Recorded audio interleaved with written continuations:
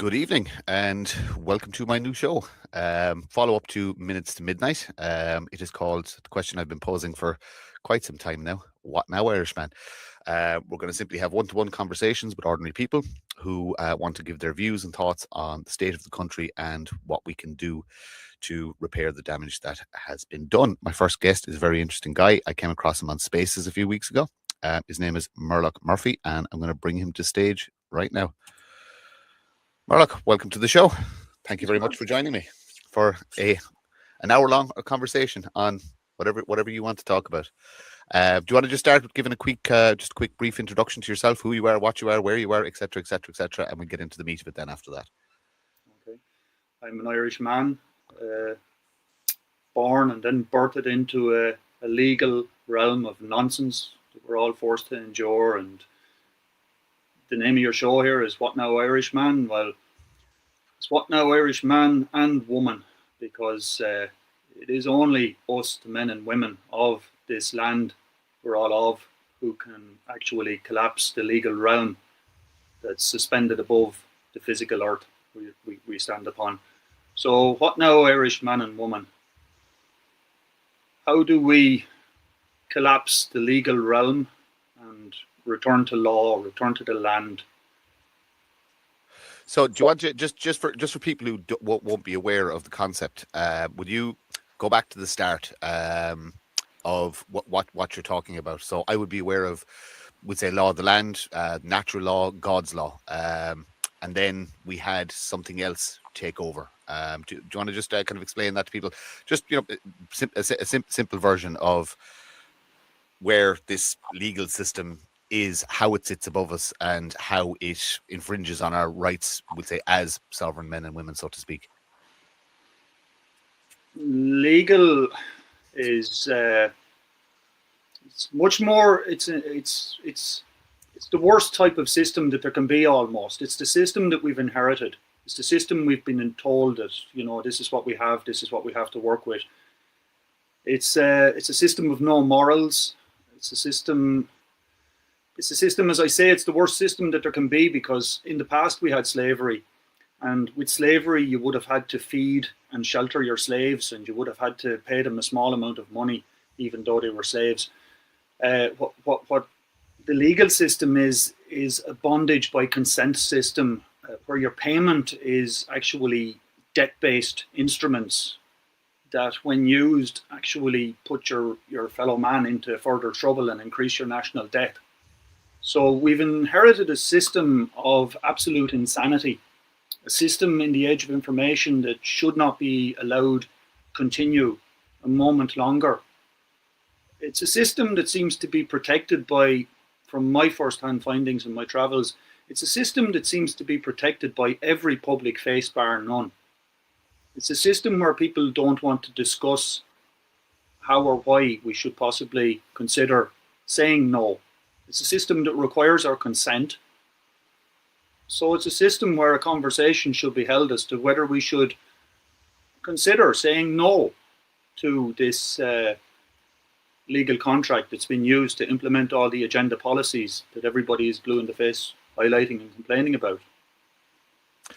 In your view, what does saying no look like? How do you go about it? How do you go picking apart the system and freeing yourself from it as an individual? Well, as an individual, it's fine to do so. There's many people that have corrected their standing and that know how to set off and discharge debt correctly. There's many people that know that, but the problem is that those people find themselves still being sprayed. Like you could ask the question today, where's the sun today? I look out every morning and I see the moon, and then the sun is not to be seen from one end of the day to the next. The water's been fluoridated. Their families are being poisoned. Their borders are wide open.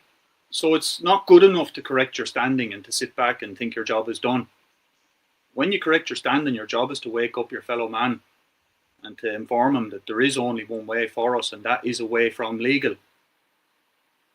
It's a system, as I say, it's I think there's enough of us awake enough to the absolute scam that it is to do something. And if we don't, it's the little ones that will never have the opportunity to do so.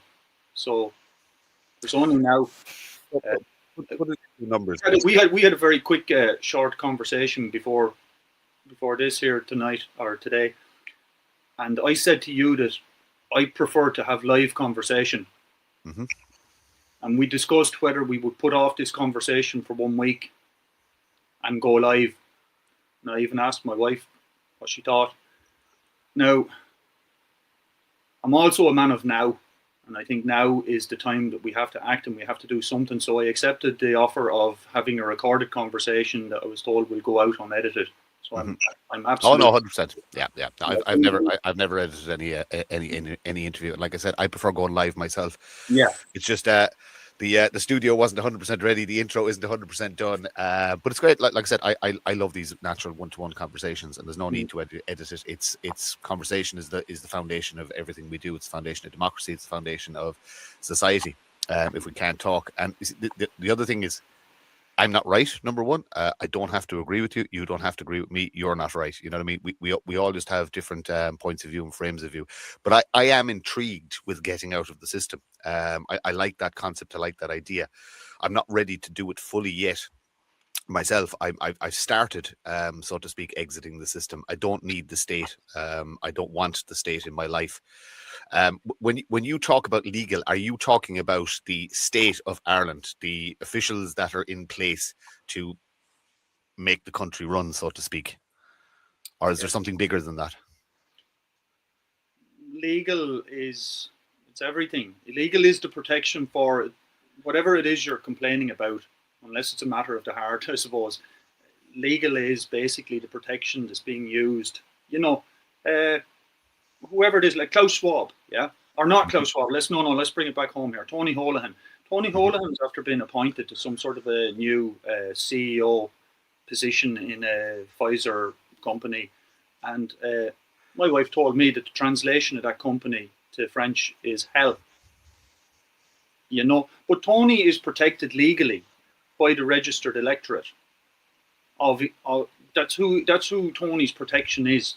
And I would wager that were we to remove Tony's legal protection, that we could deal with him lawfully. We can't when he has this protection. So I think it's very, very important if we have to try and deal with the problem, like we have to remove this legal protection.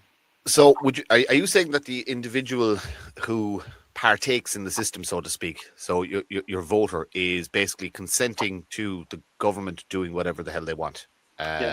So we go back to saying no. How does one go about saying no, and how do you encourage people to do it en masse? I used to, for years and years, I used to promote the idea of a peaceful and a lawful mass deregistration from the electoral register. And on my journey, because we're all learning as we go, of course, but on my journey, I learned that it is something that does warrant discussion, because man has the right to contract or not contract. So if man has decided to accept the right to contract, well, then deregistration is a subject that needs to be discussed. But I've sort of moved on in that I have absolutely no time for legal. So and I've also realised that, we need an efficient change. We need an immediate change from the madness that's going on. So I kind of think that I feel that the state would never survive a live national debate. I believe that once it was highlighted that the state was actually a fraud, which is built upon a fraud, I think that once the fraud is exposed, well, it's void anyway, so there would be no need for any mass deregistration. I just feel that the state would be collapsed if the truth were laid bare in a lay-like fashion to the men and women of now. They're being deceived, so we'll have to excuse them, for that. How do you reach the people that just don't care? There's a huge amount of apathy out there, the I'm all right jacks, so to speak, as in life is tough, life is hard, you can't get a GP's appointment, your kids are struggling at school, etc. How do you get into that mindset of the person who is, they're feeling it, but they're still too comfortable? There are different groups of people. There are the people who have said, look, I don't give a shit, I like sport. Yeah. So you say, okay, well, did you know that that if you could collapse the de facto state, that Ireland would be an all-era soccer team? So I'm just saying, like, to generate interest to these people that are only interested in sport. You say, like you look at Ireland, like it was number one in rugby. I don't know where it's ranked now because I don't look at sport anymore like everybody else. But I'm just saying that they can compete like at rugby at this level. You could have the same in your soccer team. That's for that group. Okay, let's talk about the group who are very, very religious people. Well, you need to know that God advised you to not contract because he has no time for legal. Legal is the undoing of God's law. If you want to be saved, you must remove yourself from that legal contract because your contract should be with only God. So that's to the religious people. So you need to talk to those groups. You need to talk to the people who are only interested in money. Did you know that if you can collapse the de facto state, that the national debt automatically becomes a receipt of the money owed to the people? Okay, so that's for the money people, the business people. So you need to highlight the benefits to each different individual type group almost. You know, the man and the woman, they're all individual, they're all different motivated. It's what we want. We don't want to live in a world of robots. We want people to have different character types and whatever, but you know, there are benefits for each. Would you be, am I right in saying, and again I have a very crude understanding of this, right? There is a man and a woman and there is a person and they're not the same thing. Yeah. Would you explain that to the viewers, just that concept, because a lot of people, it might go over their head in relation to, especially I've a little bit of information in relation to this in dealing with the courts, as in I've been advised you only ever go to court if you're, first of all, you can't be summoned, but if you do happen to be there, you go as a man, not a person. Am I right in saying that? And if you agree to be a person and identify as a person, you're basically entering into contract with the legal system. Is that how it works, so to speak? Well, there are only, you know, if you're talking about absolute law and natural law and what there is and what there's not, there's man and woman, and on top of that, there's sons and daughters, period. Human, that's colour of law, legal nonsense as well. Everything else is nonsense. There's man and there's woman. They've been granted dominion to the earth they stand upon by the good Lord himself. They're the highest life form on the planet, okay? Why would they exchange or even consider exchanging that position for that of any other, especially that of a subject citizen of a de facto state? It's pure insanity in the age of information. That's what it is. You know, people said, they always said, you know, insanity is doing the same thing over and over and expecting a different result. Well, guess what? This is pure insanity. This is exchanging your position of man for human, or what was the other thing? Person or something else. Everything else is something else. There's man and there's woman, there's sons and daughters, period. That's where we have to go. Is it a form of control? Is it sinister? Is it evil? Is it why has society built like this all across the Western world? Slavery had been abolished in 1865, so they needed to introduce this bondage by consent system because that's legal. It's a bondage by consent contract that you're offered. Everything is an offer. Everything. So let's talk about my birth cert. Okay. Legal document, yes. Am I right in saying that? Well, to be honest with you, right, I don't think that we're there yet. The birth certificate, that is. Yeah. You see, because when we're stepping right into the now and the what now Irishman situation, I'm saying the state is our problem. Okay, we have this state where these people who represent themselves as the electorate, they're not accountable. They seem to be promoted the more the harm they do to the people. So I'm saying, okay, right, the state seems to be the problem here. The state is fueled by the electorate. That's where I think we are at. We have to shut down the power to the state to give the people of the land their power of attorney back, so they have a voice to say what you think, because nobody has a voice here at the moment.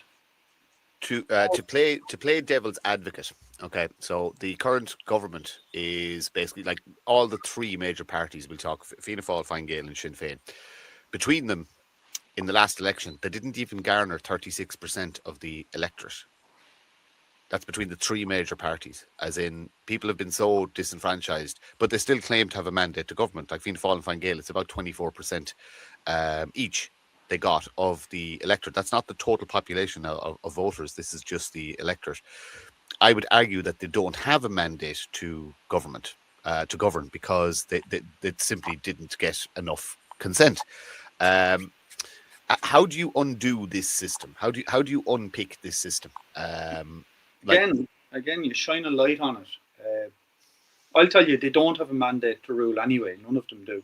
Absolutely none of them. None of the registered parties, nobody. First-hand experience story for you, again, quick and short.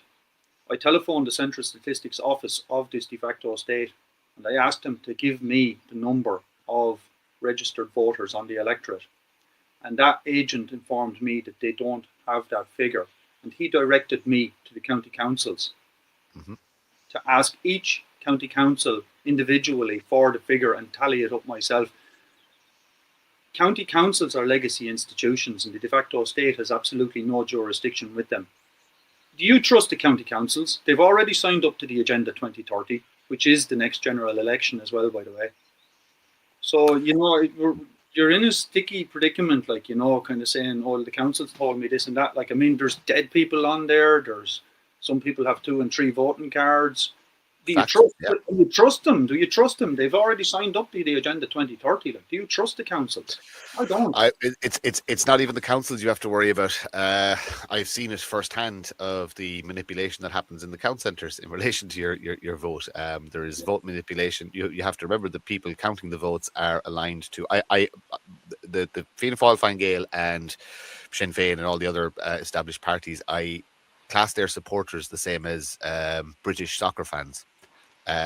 They just want their team to win, and they don't care about the repercussions or the legality of what they do. They just want their team to win. So look, we've seen it firsthand. We have loads of photographic evidence that fraud happens in the count centres. It's a strange thing that it's so easy to do in the age of technology. Why isn't there cameras 24/7 on all of the ballot boxes? Why isn't there trackers on the ballot boxes? Why isn't there live cameras? Actually, it'd be so easy to do, actually physically watching people count, camera overhead, like you have in a shop, but watching the till. It's the same thing. It would make perfect sense. The reality is, sorry, go on.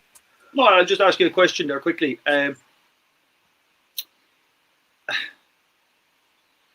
damn, stop slipping. Sorry about that. I'm sorry. Yeah, don't worry about it. So I'm just saying that we'd say from an election point of view, we know mass fraud happens, and the system, the government, whatever you want to call it, is never going to let anybody in unless, number one, they're compromised, or number two, they believe that they can be controlled in some way, or they can be used. Let's just say I give you the magic stick, right? You get a wish. Okay, tell me what Ireland looks like. You're going to use your wish for the betterment of this country. Tell me what Ireland looks like. What are you going to do with that power? I would use the magic word to awaken the masses from their state of hypnosis. That's what I would do with the magic stick, because that's what's going on here. They're in a state of hypnosis. Yeah. They need to be woken up, and I think it could be easy to wake them up. That's what I think as well. There's some people. There's a school of thought out there where some people believe that this state of hypnosis is actually, it's been on the country for hundreds and hundreds of years. There's people up in the west of Ireland I know talk about this. Do you think it's akin to that this is a purely spiritual war? It's a battle between good and evil. And there has to be a great awakening for the betterment, or is it just something new in relation to the age of technology, that everybody is just it's bread and circuses, so to speak? The system gives you distractions and gives you mobile phones and this, that, and the other, just to keep your eye off the ball. Is it a mix of both? Certainly is, and it's look, we don't have time, I suppose, to go into the wishy-washy areas here, but it's a lot to do with dreams as well. People don't analyze their dreams anymore whatsoever. They're just do you still dream? I find I don't dream a lot. Again, I'd need a longer sort of a window to go on to this, and I'll go off topic. But as a young fella, I had a reoccurring dream that went on to save my life. So I've been fascinated with dreams for all of my life, and I've analysed a lot. And I've actually got my own theory about what this physical dimension is as well. We'll pencil that in for the next. No, I'd like to hear about that. I like the I like the part of the world that I don't understand. I I like the mystical. I like the energy. I like that we're older than people maintain. I believe in genetic memory, and I believe that our ancestors are genuinely in us, and that I think there's obviously a genetic connection to the land, but there is a genetic connection to the fight in certain people that doesn't exist in everybody, so to speak. And I think that's why you have this cohort of nationalists. I think we're older people than, we'll say, some of the people who are asleep, and it's our ancestors giving us a little kick up the backside, so to speak, to say, hey, listen, this isn't what's supposed to happen with Ireland. Get your game on, like. But again, just it's a personal opinion, but. What would your thoughts on that be? Oh, sure. I mean, I do agree, because my grandfather's with me here now. He's always with me, at all times, You just thinking he's there, So he's actually my driving force. Yeah, same as what you're just talking about there. Very good. Yeah, yeah. And I remembered what the question that I wanted to ask you there. Fire away, yeah. I was just wondering, would you have this skullduggery if you had a system of accountability? Would you have people been trying to sneak into the system? I don't think you would. You see, the system is attracting a particular caliber, of, who's going to basically toe the line and, get on board. What are your thoughts on greed? Yeah, I think greed is the most evil trait that man has, the wanting of more. I'm so happy with my lot in life, and I don't understand why other people aren't. Now, I carved it out myself, and I made it for me and my family, but I'm happy. I don't need more. I have more than enough. I cannot grasp this concept of wanting more, more property, more money, more power, more influence. It's alien to me. Yeah, it's the difference between a rich man and a wealthy man. Expand. Well, I'm the richest man in my county. I have everything I want and everything I need. I've manifested what I have as a young boy, and I have everything. And there's nothing I need, nothing I want. So very, very, yeah. As I say, I'm the richest man in this county. Mm. So, and the wealthy man is empty. He just has. Well, I don't know. I'm not wealthy, but a wealthy man will never have enough. Or somebody who wants wealth. Somebody who is, motivated for that.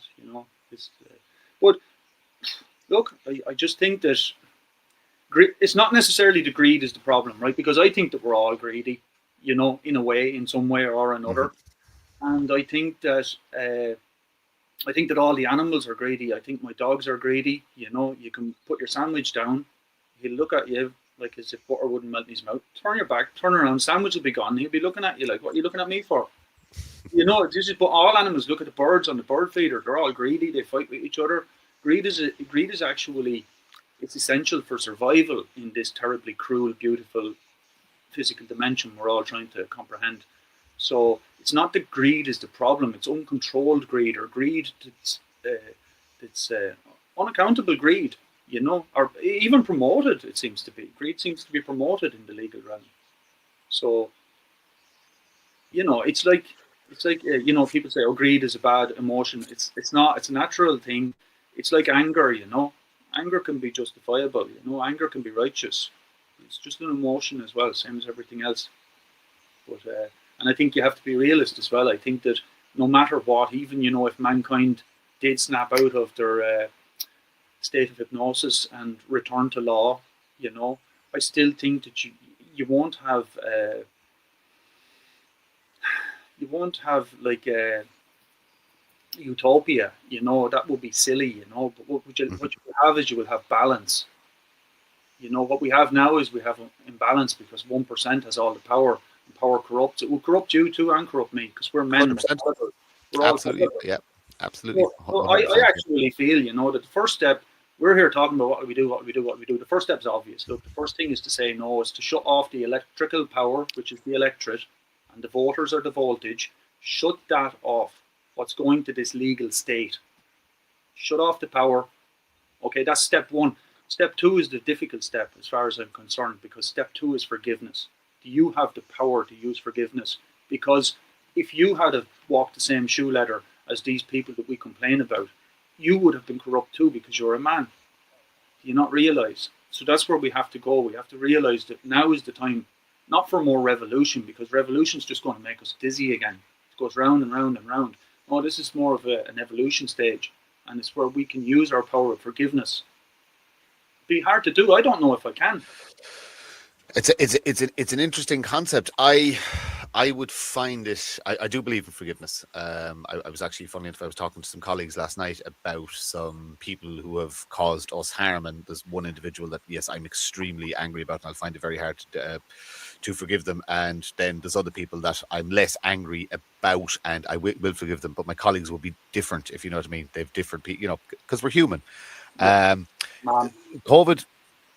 COVID, man, I had, there's an interesting guy in Kerry I spoke to, and he spoke to me about all this language.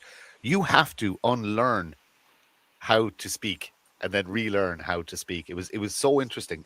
He's very, very good guy down in Kerry, John Joseph. Fascinating use of language and fascinating use of words and explaining the words in almost you know, they literally mean what they sound like, you know what I mean. And it just absolutely, I'll talk to you about it again, but that's through the Society of Peace. There's so many groups and organizations out there that are teaching people how to get out of the system, how to say no. And because I try my best not to use the system or the legal, I avoid it. I don't use hospitals. I don't use state services. I don't use public transport. I try and find ways around. The big thing would be economics with me. I do not want to give the state my earnings that I earned that belong to me. My labor is really, so I'm going to ask your thoughts on this. So I value my labor. It is the most, because labor is essentially time, and time is a commodity that none of us get a lot of, so to speak. So I measure everything in time.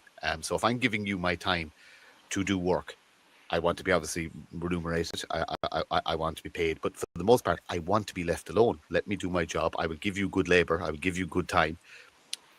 You give me money, then leave me alone. I don't want to talk to you. I don't want to have to deal with anything outside of that. I don't care about your company policies. I don't care about your DEI programs or any other nonsense you want to you want to force upon me. So what are your thoughts on that? Because the labor market is completely polluted at the minute with absolute rubbish. How do we undo ourselves from that? How do we sustain ourselves? Yeah, without compromising ourselves. It's a double-edged sword, because even somebody like yourself, like just trying to escape the system, you're still going to be prepared to exchange your most valuable commodity for a debt-based instrument. And the debt-based instrument, when you use it, is going to put your brethren in trouble. So that's how deep we are in trouble. I feel that, you know, you don't need to go into the deep water to scupper this citizenship. It's not fit for voyage. It's run its course. I can't believe it's still ongoing, to be honest with you. You know, I'm surprised that you haven't heard about me almost, because, you know, I've been the bane of every public face's life almost, you know, going around trying to have some sort of conversation on the matter. I have managed to have a few just small time conversations with people, and the reaction from the numbers from the viewers, you know, on those little platforms, like, they were very healthy, you know, but there seems to be no ever feedback from the people. Like, there seems to be no curiosity, as you know, to what's been talked about. And whether it's very, our reach is very, very limited, because number one, the state actively suppresses and censors us. Number two, we've been branded as something we're not. They throw around the racist and the far right and all these nonsense terms and stuff like that. So people are reluctant to, we'll say, even entertain the sitting through the conversation. There's a good cohort of people in the country that are wide awake and they know the characters. But even in that movement, there is state interference, so to speak, and there is dissenters, and there is, so, you know what I mean. People set on us, so to speak, and others, to ensure there's constant friction and there's constant fighting. That's why at the start of the conversation, I always make it very clear, I'm not right. I don't have all the answers. It's very, very important. Courage and humility is what I call it. You need courage and humility to do this, and to say that you don't have all the answers. You are wrong sometimes, and you don't have an ideology. Your opinion changes with new data and new information. You know, you can't get stuck on one, this is the right way to do it, because everything changes. If there was a global catastrophe tomorrow, let's just say, for instance, there was some massive whatever and knocked out the power, right? And the country had no power, no ability to generate electricity for, let's say, 6 months. We become a completely different people, and we'd be having a completely different conversation, if you know what I mean. It would be about, Jesus, how are we going to survive if the food stopped? You know, that'd be number one. How are we going to eat? You know, so as the world changes and as everything moves around us, the conversations have to change, so to speak. So what are your thoughts on that, and on getting caught on as an individual ideology, so to speak, or an individual way of doing things? Do you have, we say, do you have scope to realize that you have goals, but they may not be achievable on their own, and you have to, we'll say, align with people who don't like necessarily 100% agree with you, or don't want that way? They actually like the state or like the system. They just want to tweak it a little bit from the inside. I just see potential all around me. I went to some of the meetings, you know, where they organise for protests and stuff. You know, this is back, you know, when we were on our learning journey. You know, and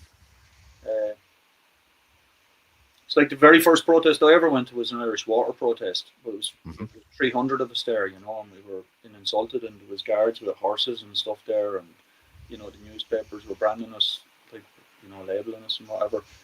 But I was also there the day that, you know, a large portion of the country showed up just unexpectedly. You know, it was amazing. It was something I'll never forget. And it's the only successful resistance that I've ever seen in my life. And the reason is because it was a resistance. The reason is because it wasn't a protest. The reason is because it wasn't politically led. And it would have been successful. The movement was there. It was being followed. The same as the movement away from legal needs to be. Just do it. Move away. It's, you know, it's bad. Everything bad. But it would have been successful hadn't it been for those public face household politicians, those Rich Boy Barretts and Luke Ming Flanagans that led that movement back into de facto state politics. And Irish Water is still there, and they're coming for their money. People like that, the people. I probably drifted off from the question you asked me. No, it's fine, because it's segueing lovely into it. The people who take these movements, so to speak. So we'll use Boyd Barrett, right? He's a silver-spooned socialist who basically he's a typical cultural Marxist, as in, you know what I mean. He's never, I call it the filth of life. He's never been touched by the filth of life, yet he promotes himself as being this man of the people, where he's no more a man of the people than the man in the moon. The question I'm going to ask is these where these people end up at the head of the table, so to speak, in these organic movements. Is that a natural occurrence, or is it an unnatural occurrence? Are they put there, so to speak, or is it just organically bad people just seem to rise to the top? All the public faces that you see, they're not elected, they're selected. And you know, yeah, he annoys me, that Rich Boy Barrett guy, because, you know, he always got that face on him like somebody just shot his dog, and he can't actually say a sentence without you know, he has a script and he still has to go I'll give him a little bit of leeway on that one. I do that as well all the time. I do that pause, I do that, the thoughts. Yeah, the thoughts are rambling around, and I need that little thing to fill the space. I've read the psychology of it. I know what's wrong with me. I just can't fix it. I can help you with that. I can help. I'd be interested in that, yeah, because it is definitely something I do. I do that pause and that noise. It's not always an sometimes there's other sounds that come out. Kind of, Jesus Christ. Yeah. Again, we all have these flaws. See, there it goes. Go on. You were talking about Boyd Barrett anyway. I find that all left-leaning socialists, I despise socialism. I just do. I despise cultural Marxism. I despise Karl Marx's writings. I see no benefit to any of it whatsoever. I just, the examples are there through history. It leads to poverty, starvation, and mass murder.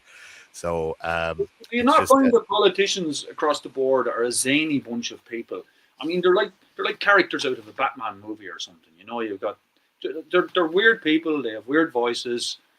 They're very annoying people, and I think that they're selected especially for that reason. Like they're selected to distract you while the agenda continues. So the more that these people can annoy you and get under your skin, that's what they're contracted to do. contracted by who? By the state, by the permanent government. The executive branch is just Yeah. there to create the illusion for the people that you have some sort of a say in the matter. Yeah. The executive branch are not required by the permanent government to function. That we've had the proof of that in 2011. The country ran for almost a year with no executive branch. They don't need them. They're just for the illusion. And I think that they're selected specifically to get under your skin. They've got annoying faces, annoying voices, annoying haircuts. And yeah, they're there to distract you, for you to throw your rotten cabbages at, while the agenda is going ahead legally with your consent. Mm-hmm. Your stance on our membership of the EU. Well, the EU is the biggest oxymoron going, because like I don't comprehend how you can have a United Nations of de facto states, because all of the states are de facto. France has the same problem we have. They have this three-part legal system governance as well. You know, so all the countries, all the land masses, I should say, have the same problem. You got England there across the pond, or Albion if you prefer. You've got that guy there that was recently inaugurated, Charlie III. Pardon for my French or for my Irish accent there. So you got Charlie III, who was inaugurated while wearing a papal crown, which is absolutely repugnant to English law. So they've got a de facto state themselves. We're all in this de facto state situation. What I would like to do is I would like to be the men and women of our little landmass. I'd like us to be the leaders. That's what I'd like. You know, but that's just I suppose, what's the word you use? Patriotic. You know, that's just a sort of something that stirs inside me. Like, I want us to be the leaders. Why are we waiting for somebody else to do what's right? So you're talking about, again, I'm going to go back to the IRB. So they're establishing councils around the country. So basically, of the people, there's a numbers game. There's 100, then there's 300, then there's 600, and basically you put the state county council on notice, and you basically just say that we're in charge now, and that's it. And everything you want to do comes through us, and we'll say whether you can do it or not. Is that just replicating the system, or is that actually giving power back to the people? Just IRB, they're a group of people who have, you know, a goal and a plan, and fair play. I would just like to ask, you know, the individual members of the group, and to give me the honest answer: do you support or promote the 1937 contract? That's what I'd like to know. Yeah, they don't. They go back further to their whole thing is unpicking the mistakes. And again, I have a very crude understanding. Unpicking the legal mistakes from the very, very, very start, from, we'll say, 1916, and that's they unravel the legal. Okay, and basically, so that law was passed. Okay, that's actually illegal because you weren't allowed to do that because of that, and they scrap that, and it all the way up to present day, so to speak.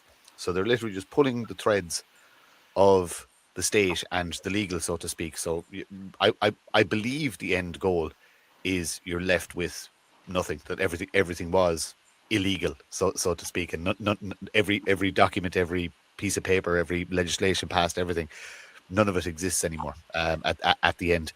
But it's a slow process, and I could be wrong in my description. That's my understanding of it. Okay, no, because I think you haven't really answered the question. Maybe I wasn't clear enough. You were giving me the answer for RB as a whole. I did make a point that I would like to ask each individual member of that group to give me an honest answer, because I feel that a lot of the people who I've seen in the group and who are in the group who would have promoted voting, you know, I'm not going to mention names. I have people always spring to mind, you know. Yeah. That's free. It's free platform. Like we're not. I won't this time, but I know that members of that group have recommended, voting for people who had sort of a notion of going in as some type of a Rambo type character and taking the system down from the inside kind of thing. But there was never any offer of any conversation. Like I pushed hard, like to try and have a conversation on the matter, but it wasn't forthcoming. And that's why I'd like to ask each individual member. It's good, and I'm happy to hear that they actually don't support or promote the 1937 contract. That's good. I'm happy to hear that as an overall. As you said, you might be wrong, but I think you might be right. But it's the individual members of the group. Are there people within that group that promote voting still? Yeah. So you're talking about the individual there. So let's talk about being a sovereign citizen. Is that something that you recognize, or is it anything that you see as benefit? As in, I would know people who have. So they have released themselves from the Vatican. They have released themselves from the bondage of debt. They have their own identification, so to speak. They have no state. They've sent back all their state documents, and they are essentially completely and utterly off the grid, so to speak. Still living on the land very, very happily. Still surviving or earning an income, but they have zero dealing with the state, and they class themselves as sovereign. I shouldn't say citizen because that's kind of an American term. They're just a sovereign man. Would your end goal for every single man, woman, son, and daughter to be completely sovereign? Yeah, I mean, right. I think there's a what we're living through is a sort of a chicken licking story. Like it's like, oh, the sky is falling down. Like, and that's why I said just earlier, like all I see is potential all around me. That's all I see. I see abundance all around me. I know that the ground I'm standing on is the most fertile land in the northern hemisphere. Yep. I know that it has the potential to produce 12 times more food than we need to consume every year. And I know that that's not just your regular run-of-the-mill food. I know that's the best food in the world. And I know that because I see them eating strawberries, Wexford strawberries in Wimbledon. And when I go to France and I go to the markets, I see all the Irish food there as well, and the seafood. And yeah, so like I said, I don't see anything, only potential and solutions all around me. And I don't know why. I suppose people have to lose the fear. For God's sake, like, look at the land of abundance we're standing on here. What is fear? What is fear?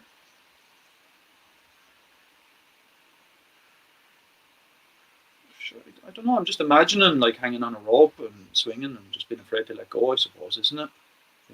That's a great, a brilliant analogy, actually, of being just afraid to let go because you don't know what necessarily is under you.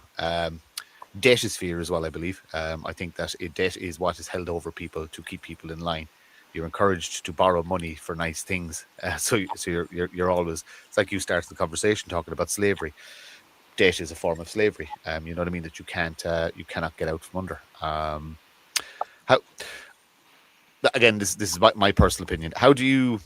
Okay, so if you don't live in some form of a system, how does commerce work? How do you build your house? How do you start your family? How do you afford transport? If you collapse the de facto state, what goes in from an economic point of view to ensure the people are okay? Yeah, there will be no reinvention of a wheel because there is nothing new under the sun.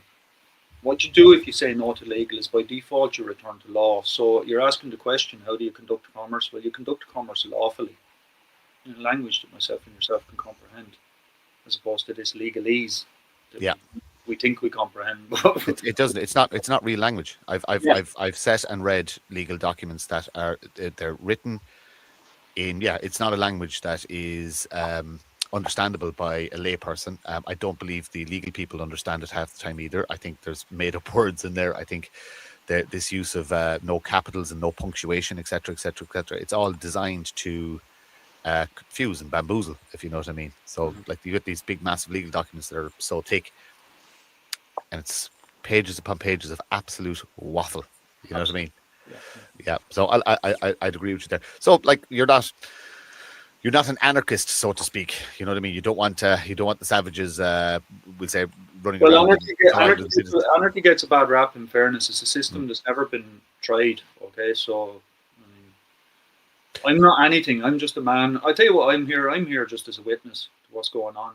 And and it's my intention to return to me source with a full account. What's going on there. That's my let's talk about the source. I am a Christian. I'm a Christian man. I am not a Catholic. I want nothing to do with the Vatican state or any of its entities. I don't need a middleman. I converse directly to God. That is it. I love churches. I own the churches. We, the people, own the churches. They belong to us. I love a church when it is empty. It's one of my favorite places to go. I love being in an empty church. Beautiful, beautiful thing, because they were built by the people and they were built by my ancestors. But in relation to the pageantry of the Catholic Church, I have zero interest in it. I don't go to mass to mumble through whatever system or prayers are there. It's not my thing. I go directly to the source. I truly believe my inner voice, that voice we hear in our head, is the greatest gift that God gave us. That ability to talk. I sometimes believe that I am talking directly to God, and that is Him telling me not to make that poor decision. That is Him telling me not to, not to pursue this or whatever. Again, just my personal opinion. Who is your creator? Who is your source? Who do you answer to?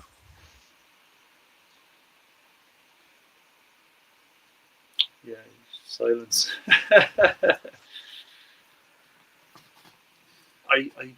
God is within, really. From the point of view of each individual, they are the center of the physical dimension, aren't they? So, like I said, I'd have to slip into the dream world conversation, to go that way. And that way. We have time. We're about 40 minutes into it, so we have yeah. The only problem is I was actually really intending on staying very tight in my lane, and that was with regards, the mission that we have to do. Yeah. What we have to, because that is my dream, I suppose you could say. It is my dream to collapse the state. I feel it's my vocation, for me to do it. I'm the messenger. That's my job. I'm the messenger. Then we need to get the people, the eloquently spoken, to come out and discuss the matter, for the people. But I think it's really feasible and possible and doable. And that's so from a promotion point of view, right? So let's talk 2026. Okay, so you need to get your message out there. So you've, like I said, there's the Spaces platform. There is. Would you just do your own show? Would you just not build your own following? And it's relatively easy to do. I think the more people who are putting ideas out there, the better. I think the more people who are putting content out there, the better. And there's a good community of people who do. I do crossovers sometimes with people who have got their own shows in relation to podcasts and stuff like that. I'll have them, and then they'll have me on their show and stuff like that. I can reach out to a few people to have conversations with you as well, and other people who might be interested in doing interviews with you. But the best, I think everybody should have a podcast, to be honest with you. Every single person or man or woman on the island should have a podcast. It should be. We have this wonderful platform and this ability to share information. Why not? Fire. Well, here we go, right? Maybe this should be embarrassing, but it's not. I have a stupid phone. I've never sent an email in all my life. I have never used a Google machine before the inception date of the Murlock Murphy account, which was set up for me. One poxy little account, which was heavily shadow banned, by the way. And I knew it was, People used to come into my home and they'd open up my account and there'd be loads of questions there that are not on my computer. So, that's all blocked and shadow banned. And it's shut down now anyway. So I suppose even though I'm so passionate on the subject and trying to hear it, discussed, not by me, but by, as I say, everybody, it's frustrating that I'm the weakest link in the chain as regards the amplification of the message, on the digital platform. I am prepared to go live every day, any day, from 6 a.m. until stupid o'clock at night. So there's my most valuable commodity that I'm offering to the people with the platforms. And I'm not looking for my face or my voice to be on the platform per se. I want this subject analysed forensically and as soon as possible, because as we're having this lovely conversation here now, there's people dying and suffering and being abused legally, we Absolutely. have to stop it. Would you take it? Would you take it on the road? I know for a fact where my locality is the things I want to do with. I've been involved in organisations like Shin Nadina, and I'm involved in political organisations. But we're I will be soon, literally in a gazebo in town squares with a chair and table, and just literally asking people to have conversations, just as we're doing here, but literally one to one, not recorded or anything like that, just two humans, people, men. I get there eventually. Sitting down. I suppose it's a good thing that I'm actually starting to think about it now every time I say it. That I'm trying to correct my my language, but having actual live conversations, but just one to one, no cameras, no phones, no nothing, and just basically saying, "Look, I'm here. Come have a chat." So that's something. Is that something you'd consider? It's a very good thing to do, and it's also a very good way to garner local attention, so to speak. You may get a reputation as the crazy person in the town square every Tuesday or whatever, but people's curiosity will get the better of them, and people will come over and have a chat. And it's like printing up little cards isn't expensive with just the message on it. You know, you can get that done. Local printing works and stuff like that. It wouldn't cost an arm and a leg. A couple of thousand of them doesn't cost a huge amount of money, and your message can be there on a small little wallet-sized card. And you just give them. People like something tactile. I had a different idea, because no, I agree with all those things what you're saying, and I see people doing it, and it's to be commended. You know, everybody's got their own way. You know, don't they? I'll tell you what idea I had, and I thought that I could manifest it, but it never happened. I would love to be a member of a live bounty hunting team, where we go and find the public faces and approach them, you know, in a very civilized fashion. Ask them the questions that they're ignoring continuously for years. And live, you know, so we can analyse the body language of these people and see what's going on here. You'll find they'll run. They will enter. Yeah, so they run, and that will be on the live feed for everyone to see them run. Yeah, we're not going to attack them. We're not going to come up and start deafening and blinding at them. We're not going to use dockyard language. We only want to ask some questions. Been ignored. Okay, so I know of an organisation that is working on an investigation wing that is looking to do a lot of on the ground stuff. It's a case of the door is open to absolutely everybody, and we're always looking for people who are willing to we say put their necks on the line, so to speak, as researchers and investigative journalists, because look, the media is completely owned in this state. So we have to become our own media. So we're always looking for people to do that, and anybody who's willing to do that, to track down the senior civil servant, the faceless, is what we're interested in. The people behind the curtain. What media is this? A media station like that I'm on at the moment? Would you consider this to be a media station? Well, this is a digital studio. Is what this would fall under. So it's basically allows me. I've got. You can't see on my end, but I've loads of features here, so I can edit, I can change sounds, I can put. There's a few little buttons I can play around with, so to speak, in this. But it's a digital studio. It allows us to have a one-to-one conversation that can be recorded or can go out live. But we're working on an actual full media organization, which will comprise of a couple of shows like this, comprise of investigative journalism. A 6-1 news type show. There is a lot of people trafficking going on in the country through state agencies, so we're going to go after some people in relation to that and try and expose the faceless civil servants, so to speak, that are working with criminal entities and criminal organizations. As well as it being a de facto state, it's a very corrupt state, and the level of corruption people have, I think they almost accept it now at this stage. They're just, Pascal the Rascal is heading off to his World Bank job with a 10 million sweetener for them, like, or 100 million sweetener. Like, that's nothing. That's just a distraction. That's nothing. Yeah. Those telephone size numbers, like, they're worthless fiat currency. Mm-hmm. The Punch and Judy show, that's all it is. Like, you need to take your energy somewhere else. Mm. Those people are there, like, they are energy vampires. I like that term. They're rewarded for pissing you off. Like, they're promoted for pissing you off. And And they're able to do it with a worthless fiat currency. You need to snap out of it. So, okay, so you want to go around? Let's just say, right? I've a position for you, so to speak. Obviously, all these positions are completely unpaid and completely voluntary, right? Who would be who would be top of your list? Who do you want to have a polite conversation with in public live? Anyone. Name them out there. What's her name? Who's the barrister? Tracy O'Mahony. Let's start with her there. She's peddling that de facto state contract for a long time. I explained to her back in March of 2020 in front of, I'm going to throw out a few names here, why not? Dolores Cal, Dr. Anne McCluskey, Glenn Miller, leader of the Yellow Vests. I had Joe Ducey sitting on one side of me, Colin Granahan sitting on the other hand. There was Graham Carey there. There was loads and loads of those public faces that we all know. Okay.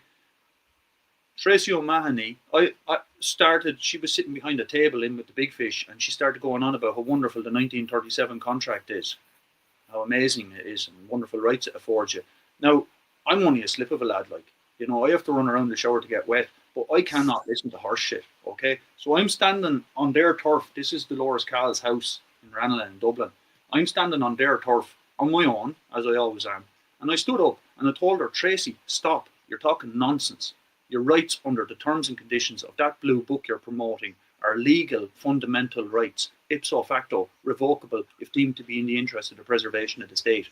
Like, I'm explaining to that woman that the people are locked up because the state has announced martial law, and she's here promoting that contract, and she's doing it unchecked. Now, I silenced her in front of all those people because she didn't have an answer to my question or my statement. She didn't have any rebuttal to my statement, I should say. The silence was broken by Professor Dolores Cal, who said, no, we're talking about the Paddy's Day protest, and we will talk about that after the protest. And every single one of those public faces have reneged discussion on the matter to date. And that's why I'm a little bit angry, to be honest, and that's not good, unfortunately, you know, when you're trying to convey a message of truth. It's not that you'll stop the truth, but you'll slow it down. You'll remove some of its potential, you know, if you have anger in you when you're trying to convey that message. And I have the anger in me, and that's why I feel like I am just a messenger. I'm the guy who's saying to you that this is the subject that needs to be analysed forensically and as soon as possible. Not by me. I'm available to help if I can help. So you sent me a document. I set up quite late, reading it last night. Is that the essence of the message, if you know what I mean? Yeah, it would be. That message was sent to Eddie Hobbs as well, and Eddie Hobbs got back to us eventually, and I always remember his response. It was, it could work, but, and then there was a lot of waffle after that, and it was on about like how they looked at it and decided it wouldn't work and blah blah blah blah blah. And you see, who's they? And can you show us the reports of that investigation you did, like, and how you arrived at that? And just go back to the very first three words of the reply. It could work. Well, if it could work, like, let's talk about it. Never mind about what your opinions are, whether you think this is this. You know, that's all hypothetical. It could work. Let's focus on that. I would say start local. You know that thing, if you build it, they will come. It's a case of I'm obviously doing my own projects and I'm doing my own things that I believe are in the best interests of my future generations. I'm not just thinking. I think in very long terms. I think in decades, and then I think in centuries, and I actually think about. I'm concerned about our surname. I want that surname to exist. I want my people to exist in 1,000 years. I want my memory to be in, and this is selfish, but I want my memory to be in future generations, so to speak. I want them to have my fight and my drive, my fire, and my ability to say and see when something is wrong, to actually be able to stand up and have the courage and humility to do it and say that this is wrong. We need to change it. I was awake for most of my life. I've been a difficult individual and a difficult human being because I always thought outside the box. I lost my marbles during COVID. I don't mind saying it. I could not believe what was happening around me. I couldn't understand my fellow man and woman I could my reasoning wouldn't allow me to understand their actions, and it drives me absolutely insane. What did that period of time, that couple of years, did that affect you? Were you affected like that, or were you able to, we'll say, see beyond the insanity, or have you always, because you think you are, sorry, not think, because you said that we're living in this insane system, you've had that all your life. It was just nothing new. It was just more of the same, so to speak. I was rudely awoken in 2015, I'd say, for sure. Even before that, really. I suppose, no, 2015 was the most rudest awakening, I suppose. In that, I presumed that I was a citizen of Ireland, and I presumed that the Bunrock na was a good thing. And I was protesting, as I said, with Irish Water, with the people there when we were nobodies. And what happened with me and what woke me, it was a good thing, really. It's a poisonous chalice, really. What happened with me was, you see, I was protesting Irish Water, and then on the mainstream media, it was reported that there was a levy being put onto the motor tax at the time because of the reluctance of the people to pay for the Irish water services.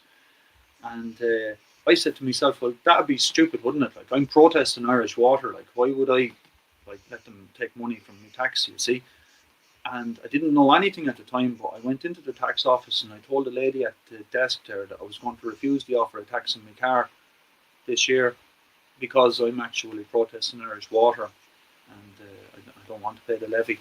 And she said, oh no, you'll have to pay that. Like, and I said, no, I don't. I said, I'm protesting. Like, I said, the state is built upon protest. Like, the state surely recognises and respects not only my right to protest, but my actual obligation to do so to any tax that's unjust or unfair.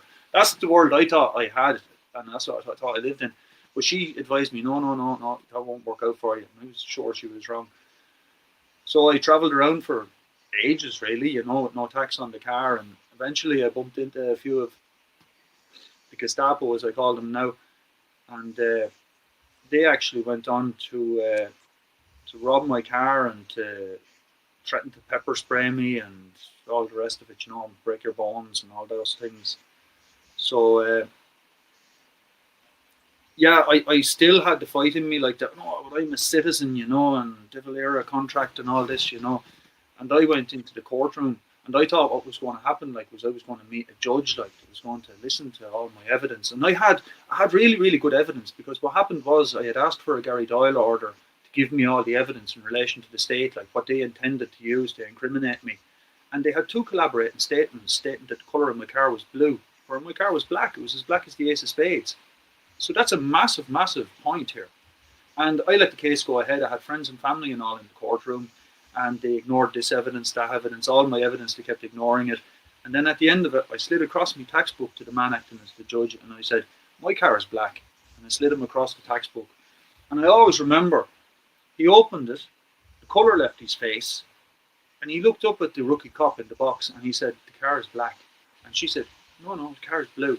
And he just slammed all the paperwork closed on the desk, and he said, I'm guilty.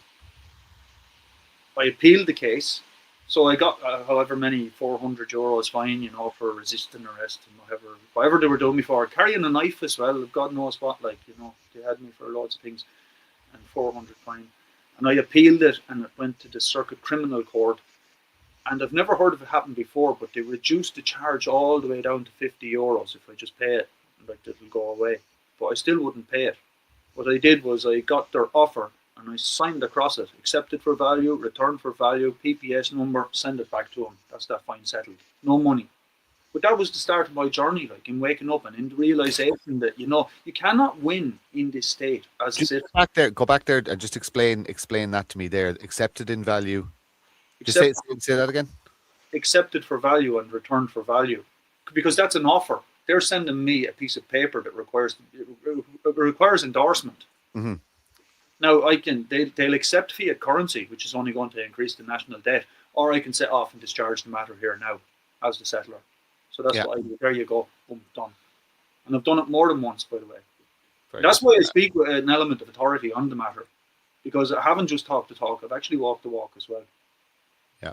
So when you are in a courtroom, And again, this is interesting. How do you present or represent yourself? Well, you'd have to put me in handcuffs firstly to get me to go there. That's not going to happen. So you cannot be summoned, so to speak.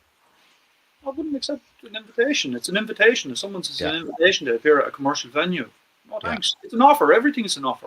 Yeah.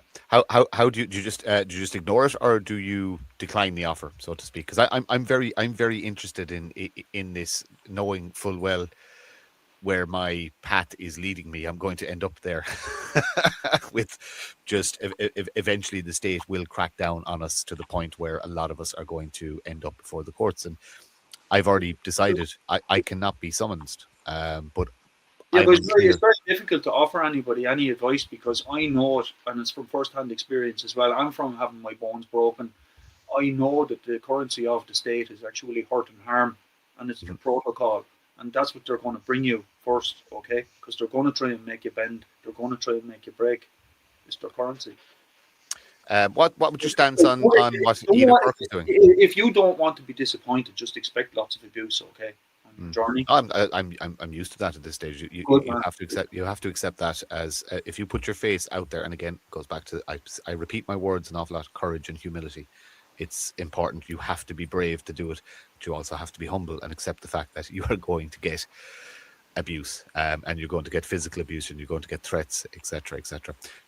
We're on the court. So, what is your opinion on the stance of the Burke family and Enoch Burke and the amount of time he served in? He's a public face. He's a public face. Therefore, he's a puppet on the stage. Francis Bacon said, the world is a stage, and that's a fact. Okay, Francis Bacon was actually the real writer of King James's Bible, by the way. Okay. Shakespeare, that's his AKA. But this is all other subjects and stories. Francis Burke, or Enoch Burke, he's a puppet on a stage. He's from a family of barristers who know that when he walked into the court and when he actually signed the bail conditions, that's why he's locked up. He's not locked up because he thinks a man is a woman or anything else. He's locked up because he signed bail conditions and then he went out and broke them. It's that simple. And I see him as a sort of a future president, somebody the de facto state would polish up and roll out for an election. And I think the people would be stupid enough to vote for him as well. That's what I think about Enoch Burke. I tried to tell him, I tried to contact that family and explain to him, but there's nothing I know that they don't already know. They're from a family of barristers anyway. So, no, I just think that the world's a stage. They're all public faces. They're all going around kicking the can. They won't actually. What's real? What's real? What's actually what is real? If I just landed from another planet, right, and I communicate with you, but I've never been to Earth or I've never been to Ireland. What's actually real? Seems to be anything in the private is real and anything in the public is fake. That's what it seems to be. And when you say the private, is that confined to, we'll say, my nuclear family and my home, or are you talking about private enterprise? Are you talking about, when you, a lot of people won't understand what you mean when you say private, so to speak. They'll think possibly the wrong thing. So can you explain the difference between the private and the public? For me, private is truly in your own home with your own family, and everything outside of that is just into the public. For me, it's clown world is what I call it. It's everywhere. That is this clown world matrix that's just all around us. There's just matrix. Interesting word. Are we just living in a simulation? Is any of this actually real? So energy exists. We know energy exists. We know that we're made up of energy, and there's frequencies and there's waves and there's stuff far beyond my comprehension, but I know it affects me.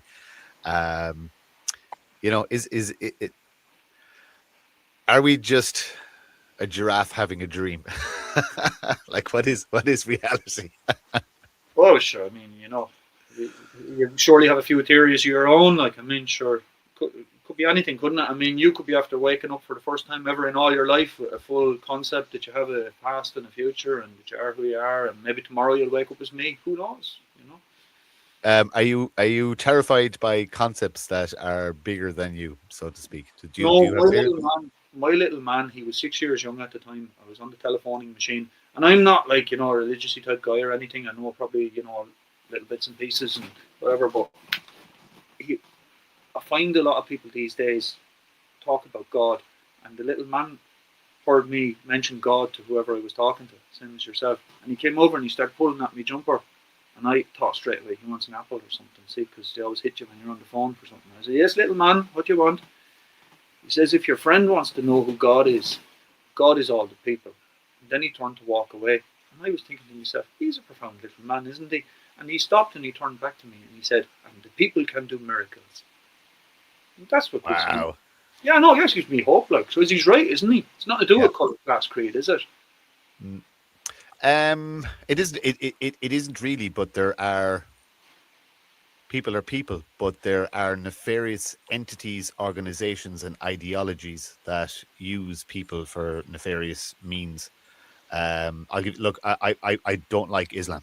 I don't want it in my country. There's Islamic countries, and they can do whatever they want in their own countries. I just don't want it here because, again, it's interfering with my plans for my people, which again comes across as selfish. But I don't care, and I'm very unapologetic about that. We're a small little island nation of ancient people, and I don't want our. And you know that I hear you loud and clear, and you know that that I comprehend what you say. Your problem is that you signed away your power of attorney. So you see, the tragedy is that if I really need to know your opinion, I have to go and ask Micheál Martin what you really think about that. That's the tragedy of the situation. And you see, because there is no blockage here. This is not where the problem is for you. So what you say, I hear you loud and clear. I know I'm talking to a man. It's just your problem is with them. I started the conversation and I said I'm getting there, but I'm not there yet, so to speak. So I have a kind of a plan for the next couple of years in relation to, like, my end goal is Martin Murphy will cease to exist, and that is my end goal. Now Martin Murphy is going to cease to exist regardless at some point, but I want to cease to exist as a debt, as a number, as a slave, as a puppet, as anything. And I truly just want to be a man, and I want to live somewhere rural on my own, with friends and family coming over from time to time to break bread with me and reminisce and talk. And that's it. That's my end goal. I just want a really, really, really, really simple life. To do that, and in the meantime, and to ensure that my future generations have the same choice and ability, I feel like I have to fight now with every tool that I have, including the tools of the state. You have to you have to pick up your enemy's weapons sometimes. I'm not concerned with how we get there. I just want to make sure we get there. Like I hear your analogies and all, and I comprehend it. You know that the problem is not here, the blockage is not here, and the message getting across. You see, here's another analogy, and I've heard it used before. When you're in a jail, you have to use what's in the jail to break out. I'm telling you, the key is in your pocket. Yeah, you have the keys now. How do you put the energy out there to get everybody to do it at the same time? Well, I think myself that, if you could get the likes of, it's not going to happen, right? And but if you could get the likes of Tracy O'Mahony to have a live conversation with me on this subject, I think that would create a lot of ripples in their whole fictional realm, because you cannot compete with the truth. Legal cannot compete with law. You have no hope. And she knows it. I think she knows it. I've only interacted with Tracy once or twice, and I got some legal advice off her in the past in relation to employment law. I've had, obviously, my stance has created issues for me in relation to employment and employers. Resolved now, but and again, it's part of the long-term plan of getting out of the system. That person, that woman, she works within that system. So, like, why would she engage in somebody that's trying to essentially take away her life's work and her bread and butter? Because an unreported statement is fact in law. That's why. Mm. I'm saying that she's a deceiver. I'm saying she's peddling legal in the age of information, which is criminal. That's what I'm saying. These are fairly grave, serious statements I make, and they remain unrebutted. If somebody said something so grave of me, I'd be interested in defending myself against that matter. Mm. But would your stance be that her stance is indefensible? Yeah, absolutely. Because it is legal. Absolutely. Like you're asking. I'm trying to pick a trade that is not affected by legal or a work or something like that, but I can't find one. Because it touches. Do you know what it is? Legal it's only a little small word, but it is the word that connects all the problems. What are we doing now? Okay, so what's the thing people are complaining about now? Biodigital convergence, the augmentation of man to machine. This is the biggest deal. You go over here, oh no, chemtrails is the biggest deal. Legal. Legal is the thing, and if you discuss legal, you'll find that it's the root cause of the problem there. We had a conversation yesterday, a brief phone conversation, just organising times and how we do it. And I laid out just some terms. I said, look, camera has to be on. It's part of the thing, you know what I mean? And did we enter into a contract?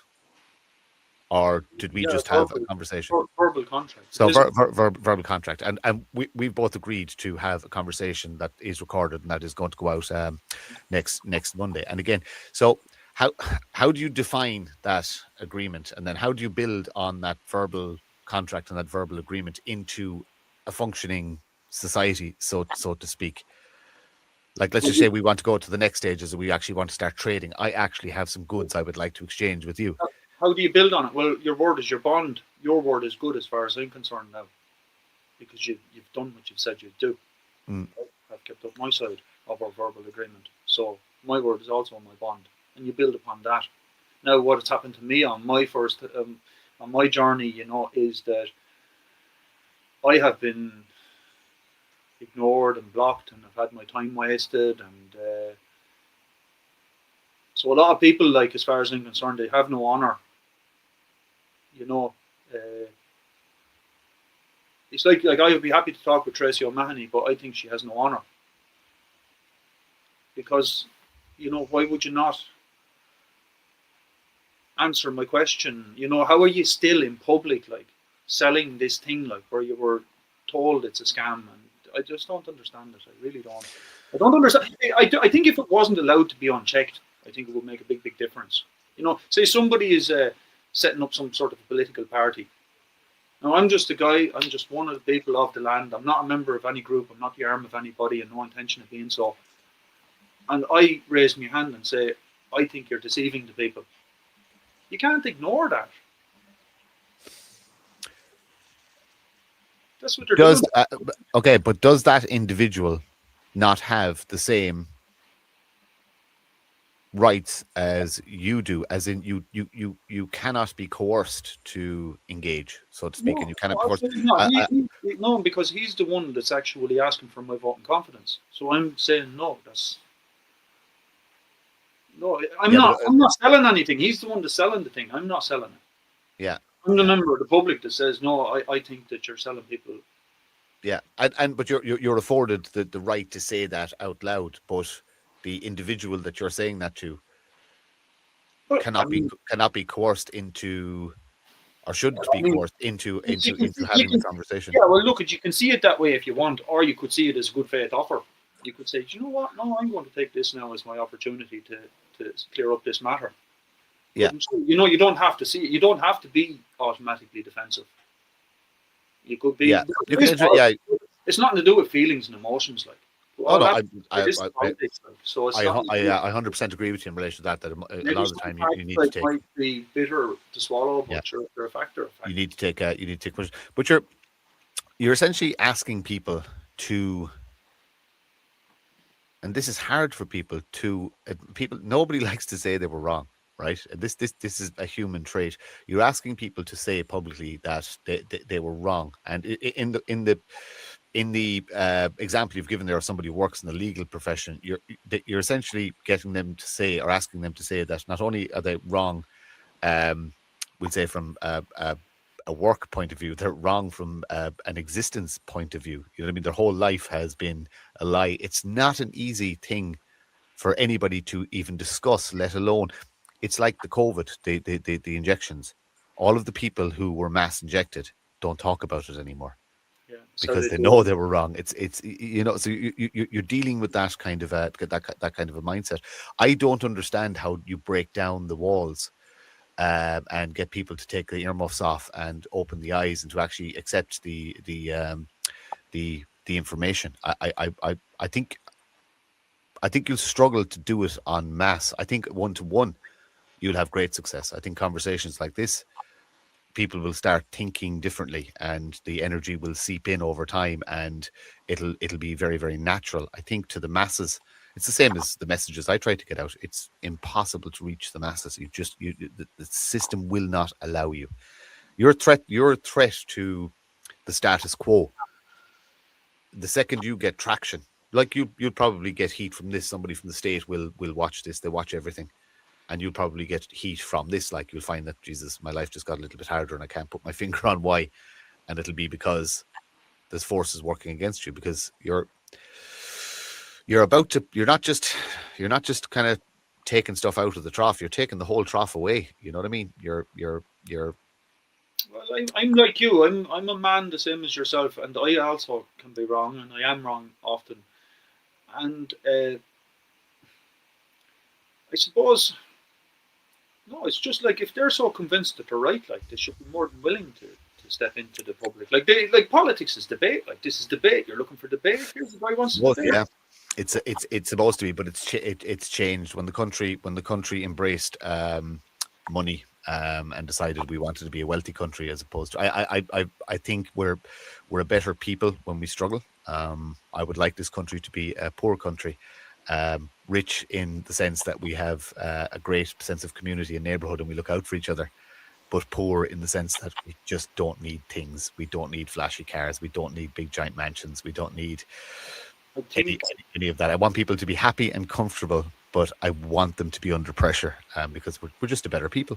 I think a massive step for society, and it's probably just because I have a stupid phone. And I think that people don't need smartphones, but I think that the computer is a fantastic machine, and the internet, and we would know nothing without it. But I think that that we need to reach a compromise on the matter, because the smartphones are destroying society and how society conducts itself. And I think that if we could reach some sort of a compromise where, look at lads, can you just plug the Google machine into the wall, and when you want to use it, sit down there, make yourself a cup of tea and use it, and then switch it off and go out and do what you do. It's destroying, it's all the people's energy is just flowing into this black mirror. You see it everywhere you go. It is a horrible looking thing, I have to say. It's one of the greatest things ever invented. There's no excuse for ignorance anymore, because the entire knowledge of the world, a lot of it's lies and a lot of it's mistruth, but you can find it, exists in this. Yet we are now a dumber society than we were 20 or 30 years ago. It's an amazing contradiction that I could find out anything. I can find out. I use it all the time. I use it to help me writing policy. I use it to research things I don't understand. I use it to beeping away there, mad now. But it's we as a people are going backwards because we have access to all the knowledge. It's an amazing. There's so much knowledge, like you have to divine for it almost, because you don't have enough life to analyze all the knowledge that's there. So there's a thought that our brains haven't changed in 100,000 odd years. That it's the same brain, you know what I mean? That it hasn't evolved, it hasn't gotten any better. Yet what we're asking the brain to do, and the information that we're forcing into the brain, that we're actually all operating on overload. Our system has not adjusted man has not adjusted to the technological age, and that is part of this hypnosis that we spoke about earlier, that there's just too much information. I like to tell people to slow down. When people come into me at work, everybody is in a rush. Can you do it for me now? I have somewhere to be in 5 minutes. And you're kind of saying, well, this is an hour-long job, but I have somewhere to be. And I ask the question, but do you really have to be somewhere? What happens if you're not there? And they'll always say, oh, nothing, I'll just be late. Mm-hmm. And I don't know. I think everybody should just slow down. Just slow down. One step at a time. Walk, don't run. Don't ever panic about anything. Nothing is ever as serious or bad as you think it is. There's no need to rush in life. Stop and smell the coffee or the roses or whatever you like to smell. I think slowing down will help an awful lot of what's going on if everybody just puts the brakes on. Okay, but don't slow down too much, because you mentioned a couple of groups there earlier. It's the Society of Peace was one, which, by the way, their first one. If it's not the first procedure in that direction that they go, like, but they say to remove your name from the voting register. Like, that's one of the steps of that group. But yeah, not slow down too much, because you see, I've been in those, visiting this group, that group, the other group, trying to talk to everyone, and I see the ethos of the group is that, you set up your trust, you do your paperwork, you notify this guy, you do all this, like, and everybody has their folder with their paperwork, and they're in this it's a lazy sort of a state, I suppose, because they feel as if, well, I've done my bit, I've corrected my standing, I've removed myself from the system, I don't consent, me, I'm out, I don't have to do anything now because I've done my bit. And that's the sort of vibe that they spread through the group. And I'm there, it's all about peace and love. And I'm all about peace and love as well. But, there is a time for anger if it's righteous, and now is a good time for a bit of anger, and directed properly. And I say to those people that it is a fact. It's a simple, short, bumper sticker fact. It is only the men and women of now who can collapse the legal state. So your work has only just begun. But the ethos that's been spread among the group is, you've done your bit, now put your feet up and just, eat your popcorn and look at the show. It's not. It's not. It's now your job to awaken the masses along with the people who are aware of the scam. That's our job as man and woman. As I say, the little ones won't have the opportunity to do so if it's not done now. We are at the 11th hour, but that's the way the script is written. In the end, do we win? You can't lose if you do your best. I do believe. I can look my little ones in the eye with my hand on my heart, and I can tell them, I did my best, lads. I promise I did. And I do feel I did my best. I really honestly do. Excellent. On a positive note, because I always like to end on a positive note. We're about an hour and a half in now. Oh, wow. That was an absolutely fascinating conversation. Will you be up for doing it again sometime in the future? Absolutely. Few months' time, update us on where you're at, and we'll just pose the question again. What now, Irishman? Fascinating conversation. I'm going to drop you down. Just stay in the studio, because I'll talk to you off the recording. I'm just going to put you down there. Let's thank you very much again, and thank you to our viewers for tuning in. Yeah, so Monday nights, pick a slot there. Show will probably go out at about 8 o'clock on Mondays. Sometimes we do it recorded, sometimes we do it live. Thank you very much for tuning in.